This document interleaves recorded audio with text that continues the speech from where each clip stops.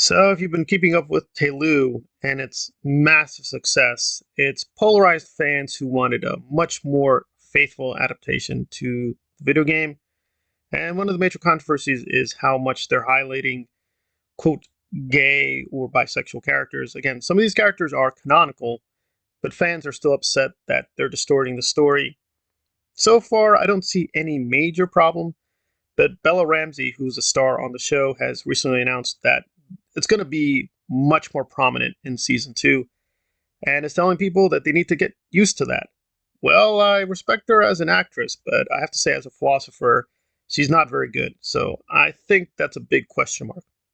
It's unfortunate that the fans who are skeptical about these new stories and the way they're being adapted are unfortunately dominated by some pretty awful hate channels.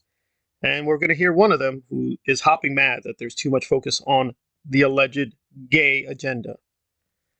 Peter Hoare said he wanted to trick his audience into watching a gay love story in an episode of HBO Max's new apocalyptic drama.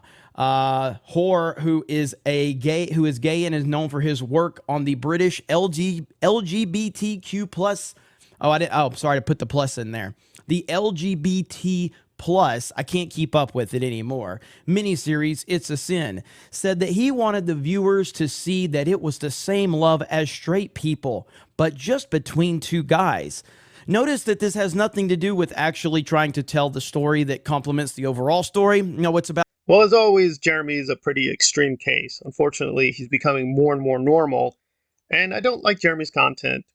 Overall, it's very poor content, and I don't think he's a very trustworthy source. However, good or bad, he does have the right to free speech. I think the best solution with him is just demonetize the channel. If he wants to put out hate neo-Nazi propaganda, that is his human right. However, he does not have a human right. However, he does not have a human right to make money from that hate propaganda. That's how I would proceed. But it does ask deeper questions about, well, wait a minute. Why shouldn't we be tolerating the new stories and the changes from the video game, especially if they're welcoming these previously excluded groups? And I think, again, we're going down a road which is very problematic. The dilemma is that when people like Jeremy respond, they're not helping the conversation. And they blatantly admit this because they often act without even knowing what the hell the controversy is and just put out a lot of panic stuff. And when they're being questioned why they're doing that, admit blatantly, well, I don't have to know what I'm talking about. I can still panic because that's, quote, my human right to panic. Comes to Batman, the name man is there, and then basically suggesting that a woman play a character named Batman when there are characters like Batgirl and Batwoman that exist. That's an inherently absurd thing that it's like the joke basically speaks for itself. The punchline is right there. Do you understand? I do understand, and I understand that you're trying to tell me that my context is not good for your standards, and that's perfectly fine, but it's good enough for my standards on the conclusion I came to. And at the end of the day, that's all I need is my standards and my conclusion based on my context, not on yours. Jeremy can put up panic videos. I think the question is labeling him an extreme racist or an extreme homophobe. I don't think we quite know for sure, but it does seem alarmingly he doesn't seem to care. It's like, well, if it comes off as hate propaganda, that's our problem, not his problem.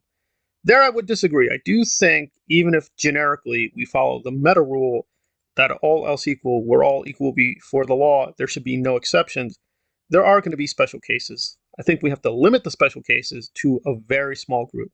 So for instance, if you're a victim of genocide, like a Native American, like an Armenian, and similar cases, then the law making special rights for you or special accommodations is not a violation of, quote, the basic human rights we should all be owed.